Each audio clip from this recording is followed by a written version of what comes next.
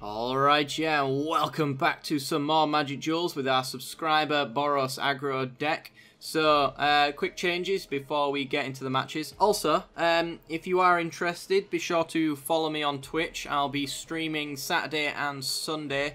There is an announcement video with the set times, but for GMT at the very least it'll be midnight to 3 in the morning for Sunday to Monday and Sunday essentially.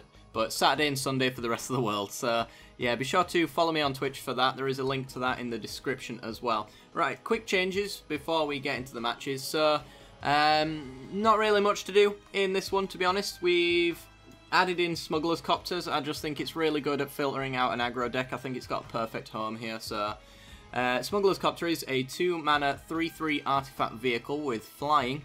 And it has a crew 1, which means that every single creature in our deck can crew it up, and when it attacks or blocks you may draw a card. If you do, discard a card. Now I've swapped them out for the Battlefield Scavengers, which is Arm and Care creatures, stop it, creatures, 2 drops. Swapped it out for the Battlefield Scavengers that say that you can exert and essentially just do what the Smuggler's Copter does. Now there is the advantage with the Battlefield Scavenger of being able to pull it back with Dawn, but having Smuggler's Copter being on the side as a normal vehicle, it's going to hit a lot less removal, so I imagine it will stick around a lot longer. So I don't think it's actually too much of a problem. It survives board wipes, most of them anyway, and most creature-based removal won't hit Smuggler's Copter half of the time, so I just think it's a little bit better of a card. And plus this one, in order to do what the Smuggler's Copter does every single turn, this one has to exert, which means it doesn't untap, which makes it a little less efficient. But that's essentially the changes to the deck, nothing else really. I added in another land ages ago when I got peed off with Mana Screw. But 22 lands is probably a good land count, but I just went 23 to be safe because it's just been happening far too much for me recently. So if you do want to make an extra slot, then you can cut a land as well. Anyway guys, without further ado, I'll get into the matches and I will see you there. Alright, we're in. We have 4 lands, Rose's Champion and Hazoret, which we can get quite close to emptying our hand with. So, yeah, let's play this. It's not the best hand in the world, but it's not the worst either. And I'm happy to not have the worst hand in the world. Right, what is our opponent playing? They are playing a Forest. Okay, full arts as well. You know they mean business. Alright, come on, 1 or 2 drop. That's a 3 drop. Alright. Pass the turn. Next turn we'll get down Erosis Champion. Hopefully our opponent doesn't show us colours that might indicate we're going to lose our champion. Yeah, maybe. Oh, there's a Death Toucher. Doesn't have Death Touch until Delirium though, so we're still all good, but black means probably removal. It is out of Fatal Push range though, so that's fine. Although the Garrison... Oh, now I'm torn. It's 4 damage per turn, or 2 damage generating an extra 2 damage. Which one do I care more about losing? I think I'd be more upset if I lost the Garrison, just because it generates so much. Yeah, let's go with the Champion then. Push through a little bit of damage that way. Alright. See if our opponent has some removal. So they do have double black open with the Cultivator, so murder is a thing. May very well see it being used as well. Although our opponent might assume we're playing... Ooh, this is actually -1/-1 counters. Nest of Scarabs. I do want to play around with this card at some point. It's on my list. Alright, no removal for our opponent, so we should have probably gone with the Garrison then. Play Erosis Champion into his face. He does not block, he takes 4. Okay. He's not going to wipe the board here unless I play the Garrison, then he might. So the things that he might wipe the board with are Languish, and Hazoret dies to that. Hazoret doesn't do anything right now anyway, so I'm not inclined to actually play her down. I think we're just going to go Garrison. This is an all-in strategy after all, so let's go all in. See what we can do. With Invigorating Rampage, we can maybe even kill our opponent next turn.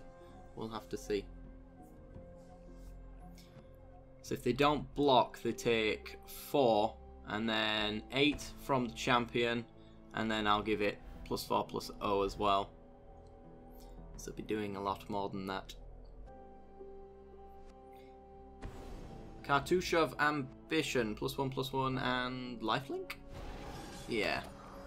And then you stick a -1/-1 counter on something. Not on the champion. That generates them a scarab. First time seeing the scarabs on Magic Duels, actually. They're kind of cool. I like them. Are they insect tokens? Could just call them scarab tokens, but I suppose there's synergies with insects in the paper world, so that makes sense. Alright. Problems we face now are that this guy's got lifelink, and he can also block the champion quite well, so we might have to Fiery Temper it. Hazoret's not going to get full use out of that Fiery Temper. We still also get to leave up Invigorating Rampage as well. We don't have Lethal anymore though, but Cultivator has to die here. Destined. Oh, is that indestructible? Eh? Hang on. It does have indestructible. It's just not showing me it as indestructible. Alright then. And it's tapped now as well. I'm confused. I'm so confused. Right. Attack him with everything.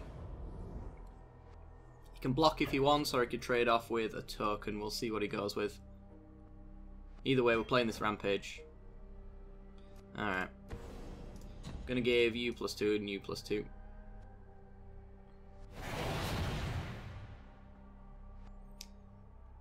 Jumps with his token, takes quite a fair amount of damage, down to 8. We can Hazoret next turn and actually use her as well. So, short of a board wipe here, we're fairly well set up. Hapatra. Alrighty then. Hapatra makes some snakes with Death Touch. That's going to be annoying. Not with our Hazoret, but we can actually, if our opponent doesn't get in with their Cultivator too much, we can actually just push through all of that lifelink with Hazoret's secondary ability. Yeah, our opponent's had enough. We'll continue playing though, because that's the way we do things. Alright, and there's a land to discard to Hazoret. Can't quite use it now, but we get Hazoret down. We've got one card in hand, which means she can come down and attack this turn. We'll get in with probably absolutely everything. Worst case scenario, she blocks the champion, trades, and yeah, dies anyway, really. Blocks Hazoret. And I think that's lethal. Yes, it is.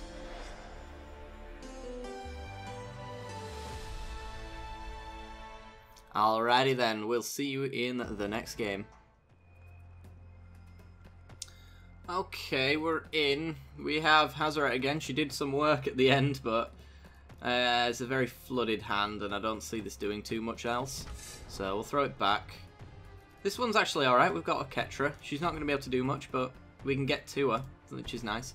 Play a fountain, I nearly said. Play a mountain and pass the turn. Play a fountain. Yes, that's going to be the new mana. I'm calling it now.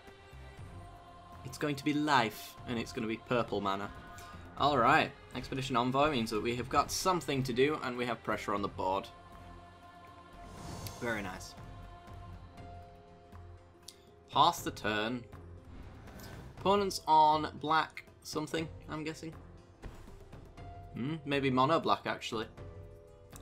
I'm not sure where we stand on mono black. I guess probably quite well now that we've got a Smuggler's Copter. Let's get in for 2, see if our opponent's got any removal, see if they even care.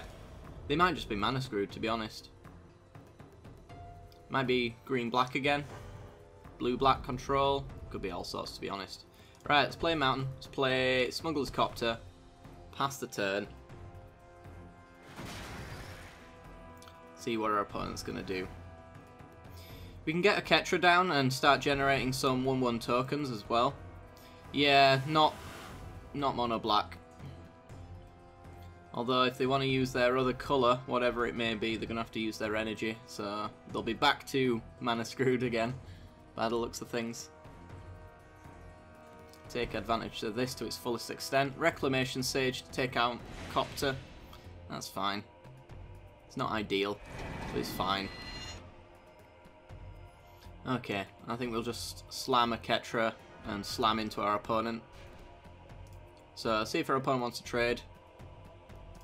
I'm fine doing so. We have Dusk in hand, so Dawn will be able to get it back later on, if the game goes that long. Which, I'm guessing it will, just based off the fact of how little pressure we're putting on our opponent right now. There we go. Ketra comes down. She can't attack unless she has 3 other creatures on the board, so we need 4 in total. She can generate her own though, so that's probably what we're going to do. And Oath of Liliana makes us sacrifice it. Yeah, this game's over actually. Alright. We need some serious top decks in order to get out of this slump. And that is not one of them. Could use one of them just to get it in the graveyard, I suppose, but at the moment, an Envoy is the only thing we're getting back, and I am not paying 5 mana for that, so just pass the turn. We do have Needle Spires as well. We can start using that if we keep drawing into dead cards. Lifecrafter's Bestiary. So this is green-black then. Ether Hub for our opponent. Just green-black would be my guess. Do they have a 2-drop? They might do, but they're not using it. Handwave Battlements is a dead card, which means we're going to suit up the Needle Spires because it is all we can do. So if our opponent has removal, they have removal. Simple as. Hit our opponent for 4. This does have protection from sorcery speed, removal, and sacrifice effects as well, so we've got that going for us. And the turn goes back to being a land. So we can keep doing that, but our opponent's scrying every turn, so they're going to hit what they need eventually to deal with this situation. We need to hit whatever we can as well. Because right now we've only got the ability to take care of big threats, steal them and hit them with them as well. So if our opponent goes for something like an Ulamog, I can hit them with it with Karizev's expertise. Ailey, Death Touch in 2-3 is actually a pretty good answer to the Needle Spires because that is now a trade.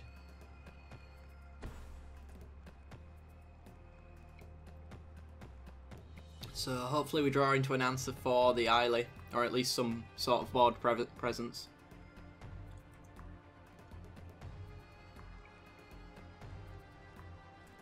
We draw. Pathmaker Initiate. Ugh. Guess we play it though.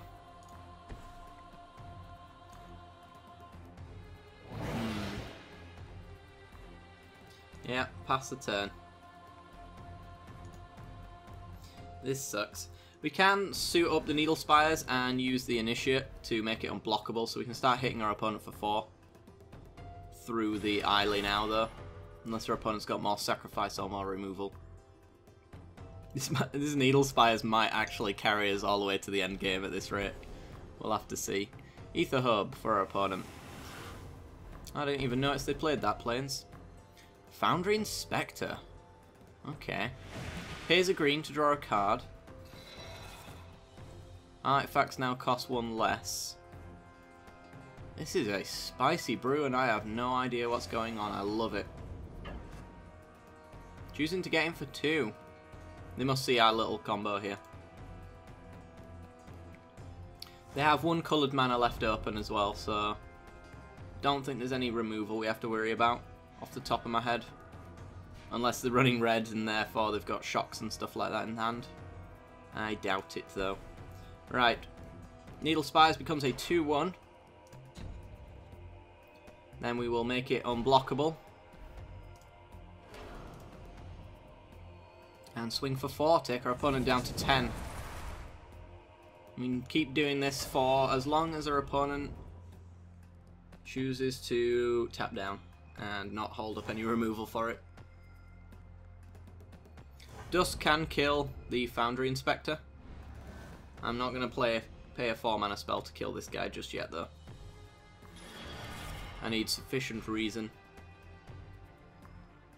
Maybe our opponent plays a Gear Hulk, and then we hit them with it. So that'd be nice.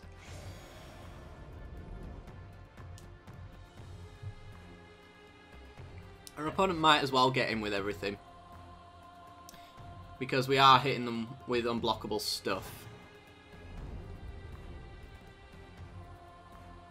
We're 1 mana off of suiting up the Needle Spires and using Kerizev as well.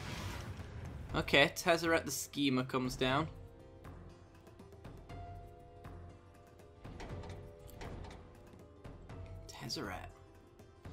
Tezzeret can minus to kill our Initiate. If he does that, he loses his Tezzeret. But we stop being able to get in with unblockable damage, for the time being anyway.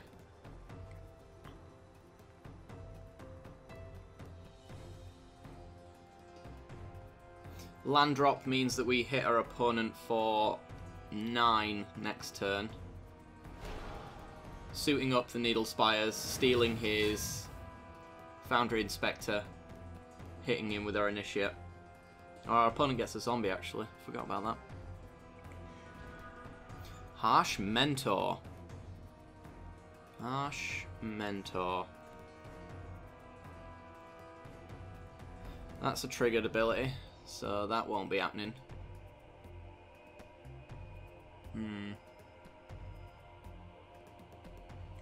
How to correctly proceed here? Well, we can play the Harsh Mentor. We can still suit up Needle Spires then and make it unblockable. Using this will hurt them as well, so they essentially don't gain any life from sacking their own creatures if the Harsh Mentor's down. So I like that. Let's go... If we steal, maybe. Steal there, get the Harsh Mentor down.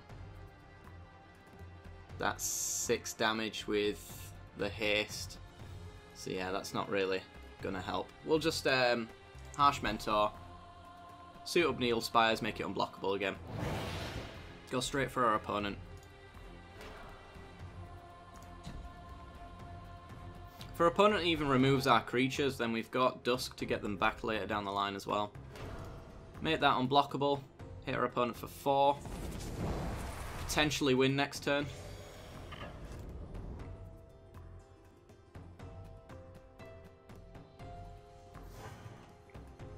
So this is only by activating an artifact creature or land, so it doesn't hurt planeswalkers, unfortunately. Our opponent has something on end step.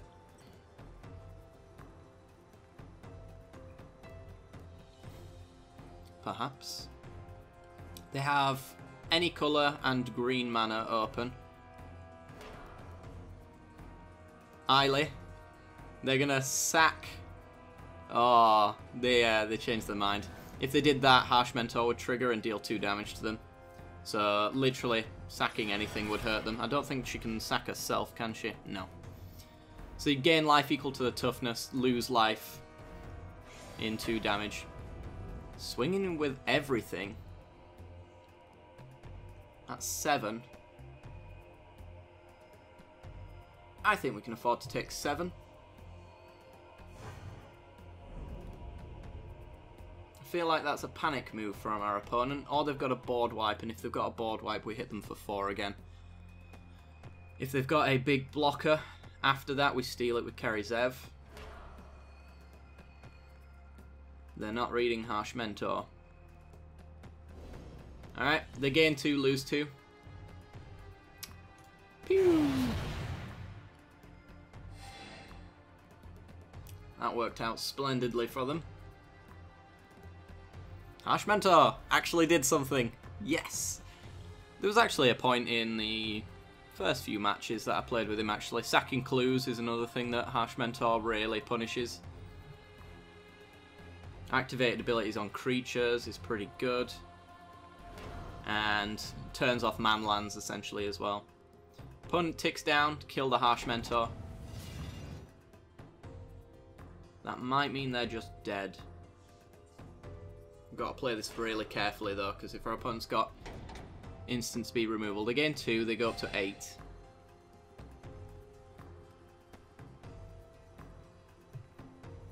At least we got them to sack their board away. Unfortunately, they got rid of the one creature that Dusk was going to hit.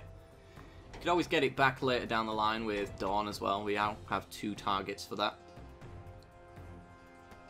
If the Initiate dies, then we have 3. It's going to be close. And our opponent languishes. Okay. So we've got a 2-turn clock on our opponent with the Needle Spires. Actually.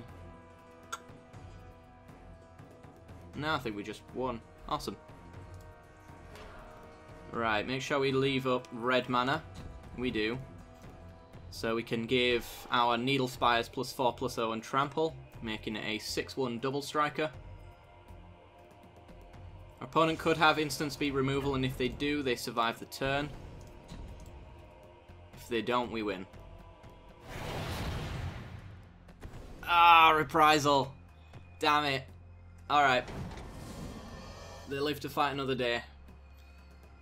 This is going to go close. Right, we're going to have to probably fire off a Dusk and get back everything. Or if our opponent plays an 8-power creature, then we just kill them with it.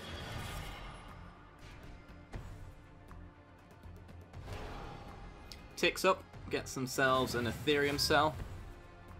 Distended Mindbender. Well, takes the expertise and one of the Dusks. So, is it discard or is it exile? It's discard, so they're actually going to put Dawn into our graveyard. It saves us mana, essentially. So that's alright. Need something to block this guy, though, because it might hurt a little bit if we don't. So, 4 mana left open for the Dusk. We could Lone Rider and Dusk, or we could Dawn and have 1 mana open up for an Envoy. We also get back the Initiate, the Harsh Mentor. He just minuses then and kills it though, so we take 5.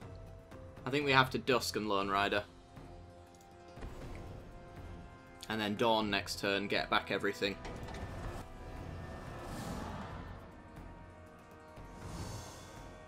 There's pressure on the board again, so we get to start hitting our opponent. Opponent scries 1.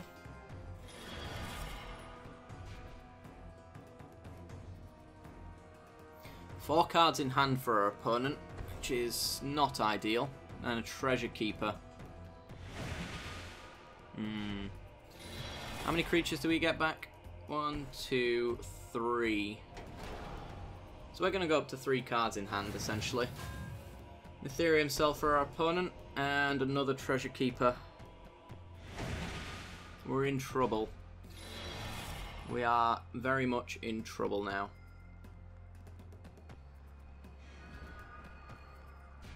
Fiery Temper. Ugh. Doesn't really help us in the way that we'd hope. So, 5 mana, +1, we get an Envoy back, which allows us to double block one of these guys and then they pull back whatever card they want. 3 or less could be a Reprisal, could be another Foundry Inspector, could be a Reclamation Sage. Reclamation Sage won't hit anything though. I think doing Dawn though is probably a good idea here. Leave 1 white mana open. Thank you, game. So that we can Envoy.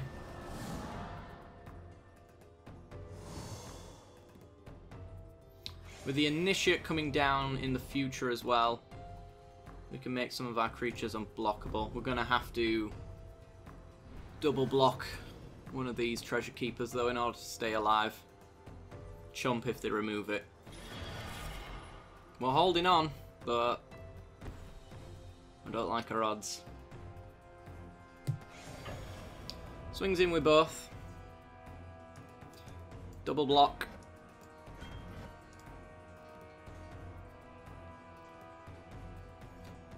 Go up to 7, take 3. Kill one of the Treasure Keepers. They get something nice back. Declaration in stone with no target. Alright. Dodged a bullet. And an Ajani. Oh my god. Ticks up. Gets a caravan. Can play the caravan. Chooses to go with a Sinister Concoction though. Nice little bit of removal. Tezzeret can ultimate next turn. Turning any artifact into a 5/5 creature.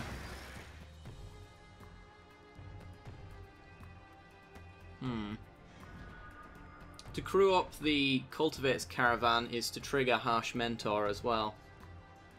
So that's something we can consider. Play the Plains. I think Harsh Mentor coming down is a good idea just because of the crewing aspect of it.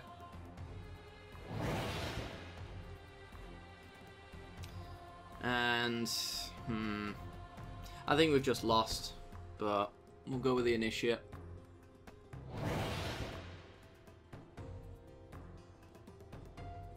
So they don't even have to actually turn that into, they don't have to crew it, sorry, they could just simply turn it into a 5/5 by ultimating Tezzeret and they've just won.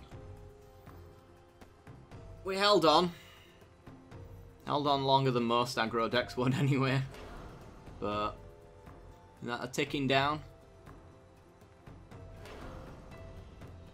Ticks down on the Harsh Mentor, so they can crew up their caravan.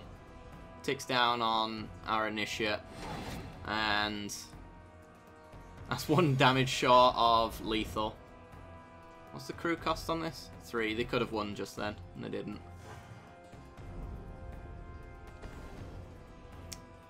Justella. Alright. We're going to go out in style.